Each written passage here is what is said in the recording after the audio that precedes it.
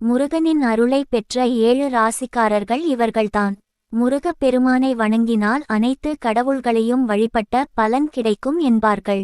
அதேபோல் எப்பேற்பட்ட துன்பங்களாக இருந்தாலும் கந்தனின் திருவடியை பற்றினால் அனைத்து துன்பங்களும் நீங்கி விடும் என்பது ஆன்றோர்களின் வாக்கு. ஆனால் இயற்கையாகவே முருகன் மீது பற்று கொண்டு பிறக்கும் போதே முருகனின் அருளுடன் பிறந்தவர்கள் என சில குறிப்பிட்ட 7 ராசிக்காரர்களை சொல்லலாம். முருகனின் அருளை பெற்ற அந்த 7 ராசிக்காரர்கள் யார் என்பதை வாங்க தெரிந்து கொள்ளலாம். தமிழ் கடவுளான முருக பெருமானின் அருளை பெற வேண்டும், முருகனின் அருளால் துன்பங்கள் நீங்க வேண்டும் என பலரும் முருகனை வழிபட்டு வருகிறார்கள். குறிப்பாக முருகப் பெருமானுக்குரிய சஷ்டி, கிருத்திகை ஆகிய நாட்களிலும் கார்த்திகை, தை மாதங்களிலும் விரதம் இருந்து வழிபடுவதை வழக்கமாக வைத்துள்ளனர்.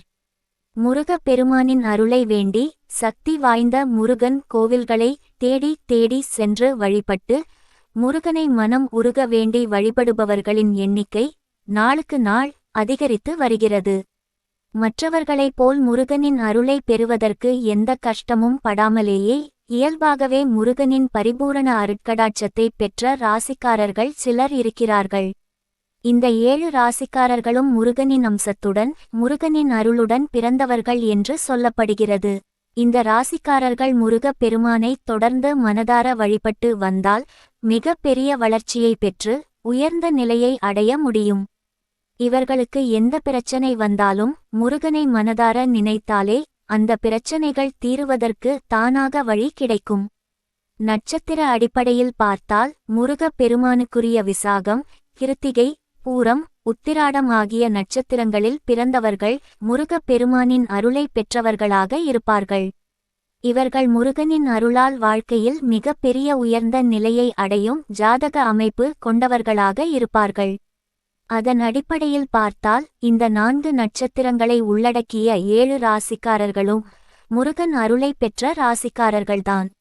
முருகனின் அருளை பெற்ற ராசிகள் மேஷம், ரிஷபம், கடகம், சிம்மம், கன்னி, துலாம், விருச்சிகம்.